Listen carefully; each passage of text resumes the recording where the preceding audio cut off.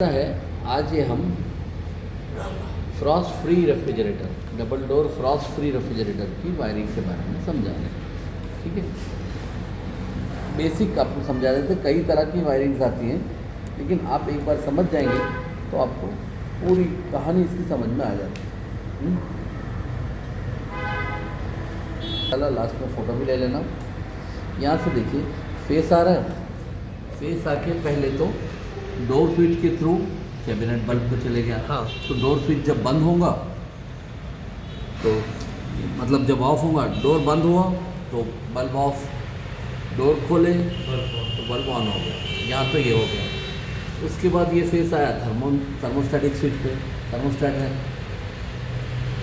यहाँ से आके क्या हुआ, यहाँ से आके ये टाइमर जो है ना, टाइमर में क्या है कि ये इलेक्ट्रिकल टाइमर है, यानी ये एक तरह से इलेक्ट्रोमैकेनिकल स्विच है, इलेक्ट्रॉनिक नहीं है ये। Okay. इलेक्ट्रोमैकेनिकल स्विच है ये।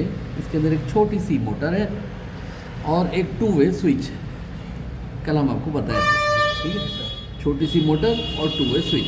ये मोटर क्या करती है, गियर्स को घुमाती है और हर 6 घंटे में वो 2 वे स्विच एक तरफ से दूसरी तरफ आ जाता है।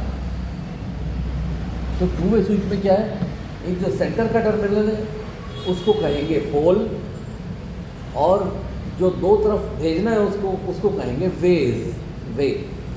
तो ये पोल एक तरफ और ये पोल दूसरी तरफ जा रहा है। तो ये एक रास्ता, ये दूसरा रास्ता, 2 रास्ते हो गए।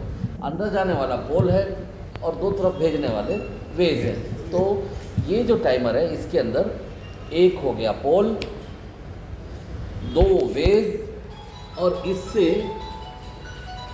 छोटी सी मोटर लिए, ये यहाँ पे फेस आने वाला है तो लिए, और मोटर का दूसरा हिस्सा यहाँ पे न्यूट्रल के लिए छोड़ दिए। ठीक है, तो ये फेस और न्यूट्रल मिलेगा तो ये चलेगी, नहीं मिलेगा तो नहीं चलेगी। ठीक है ना। कि ये मोटर खुद अपने अंदर एक लोड है, मगर बहुत बारीक सा लोड है, बहुत छोटा सा लोड है। अगर इसके रास्ते में इससे छोटा कोई लोड डाल दें तो ये नहीं चलेगी, ऐसा है मामला। ठीक है, और इससे बड़ा कोई लोड है तो वो लोड नहीं चलेगा, ये मोटर चलेगी। ठीक है, तो अब देखिए तमाशा कैसा होता है कि यहाँ पे ये 3 नंबर, ये साइड से कंप्रेसर को जा रहा है। ये देखिए 4 नंबर, ये 3 नंबर हो गया पोल। ठीक है, यहाँ लिख दें पोल, ये पोल हो गई। ये वे 1, ये वे 2, दूसरा रास्ता होगा। पहला रास्ता जब ये टाइमर ऑन था, यहाँ से ये 3 नंबर पे गया, 3 नंबर से 4 नंबर पे गया, 4 नंबर से ये घूमते हुए ये सीधा आया प्रोटेक्टर पे और उससे पहुँच गया कंप्रेसर के कॉमन पे पहुँच गया। और नीचे से ये न्यूट्रल आ रहा है, ये न्यूट्रल सीधा आया और ये रिले पे लगा। रिले कंप्रेसर के ऊपर बैठी हुई है, एक तरफ रनिंग और एक तरफ स्टार्टिंग, तो कंप्रेसर चालू हो गया ना। इसी वायर से साथ में फैन को भी दे दिया गया। ये है फ्रीज़र का फैन, ये फैन हो गया फ्रीज़र का। ठीक है, तो जब कंप्रेसर चलेगा तो ये फैन भी चलेगा। समझ में आई ना बात। ये तो फर्स्ट वे, जब पहला वे चालू हुआ तो ये सारा मामला हो रहा है, ये तो सही सही चल रहा है।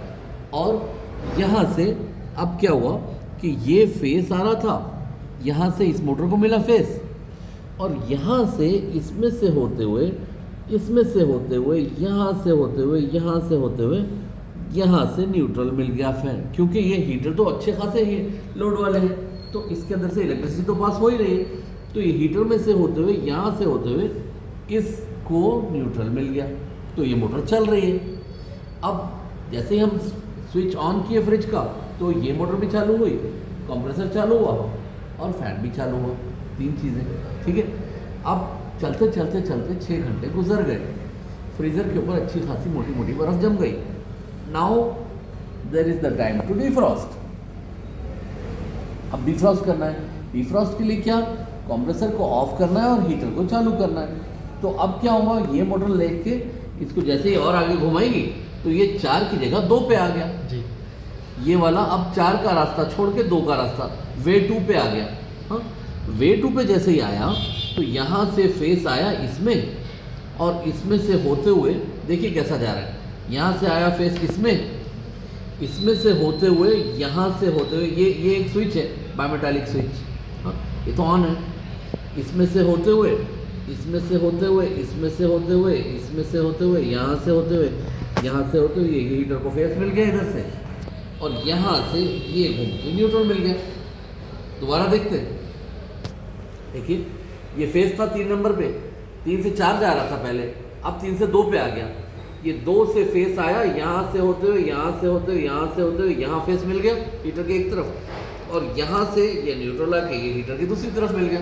हीटर चालू हुआ, लेकिन एक चक्कर हो गया, हीटर तो चालू हुआ, यहाँ क्या है, फेस है, हाँ ये फेस है, हाँ और यहाँ क्या है, न्यूट्रल, न्यूट्रल है। यानी सही काम नहीं कर रहा है, दूसरा में लाना चलिए। तो ये फेस न्यूट्रल हीटर को मिल चालू हो गया, लेकिन अब इस मोटर की कहानी देखिए, इधर से फेस आया था, इधर से ये फेस आया था, मोटर को मिला था फेस, इधर से फेस आया, ठीक है, और इधर से इसको न्यूट्रल मिलना चाहिए था ना, लेकिन अभी यहाँ क्या है, यहाँ क्या है, फेस।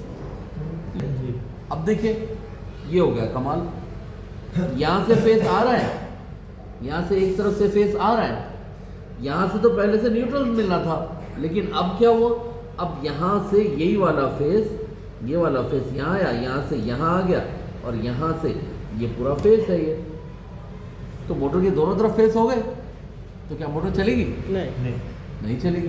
तो ये वाली मोटर और आगे बढ़ेगी नहीं। अब देखते जाइए तमाशा, ये टाइमर रुक गया, 1 घंटे चला, और जैसे ही इस तरफ आया तो ये टाइमर रुक गया, और रुकने के बाद ये हीटर चालू हो गया।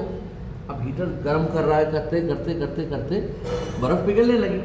जब बर्फ़ पिघल के काफ़ी सारी पिघल गई तो क्या हुआ, तो ये वाला जो स्विच है ना, BMT, bimetallic switch, bimetallic switch sense करता है और वो कट ऑफ कर देता है। एक पर्टिकुलर टेम्परेचर, मान लीजिए 5 डिग्री पे ये सेट है, 5 डिग्री अगर आ गया या 5 से ज़्यादा आ गया तो ये कट ऑफ कर देगा। ये तो स्विच है, ये फ्यूज़ नहीं है, ऑन ऑफ करता है ये। जब 5 डिग्री से नीचे जाएगा तो ऑन कर देगा, 5 से ऊपर आया तो ऑफ कर देगा। ये मैं सपोज बता रहा हूँ, और भी 2 डिग्री का हो सकता है, 0 डिग्री का हो सकता है, मर्जी है। तो अब जैसे ये कट ऑफ किया, यहाँ पे देखिए, ये मान लीजिए अब हो गया कट ऑफ,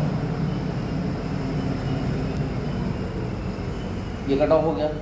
अब यहाँ से आया, इधर देखिए ना, यहाँ से आया ये फेस, इसमें आया, इसमें से आके अब आगे बढ़ रहा है, यहाँ से आया फेस, ये 4 पे था, 2 पे आया था ना, 2 पे आया तो हीटर चालू होने लगा था ना, हीटर काफ़ी गर्म कर दिया, तो ये बायोमेटालिक स्विच जो है ना, ये BMT, ये कट ऑफ कर दिया। कर देता। कट ऑफ करने के बाद अब ये फेस यहाँ तक तो आया, अब इसके आगे आ सकता है क्या? नहीं, यहीं तक रुक गया ना फेस। तो अब ये फेस यहाँ हीटर को जाना बंद, समझ में आया? तो अब क्या हुआ, जब फेस इधर नहीं आया तो हीटर तो ऑफ हो गया, और इधर से अब ये न्यूट्रल आके, यहाँ से न्यूट्रल आया, यहाँ से न्यूट्रल आया, अब यहाँ से फिर न्यूट्रल, क्योंकि ये फेस का तो रास्ता बंद हो गया, इधर से न्यूट्रल आके फिर ये मोटर को चालू कर दिया। अब ये मोटर फिर चालू होगी, जैसे ही चालू होंगी फिर शिफ्ट हो गया आगे, और फिर 4 नंबर पे पहुँच गया, कंप्रेसर फिर चालू। समझ में आया?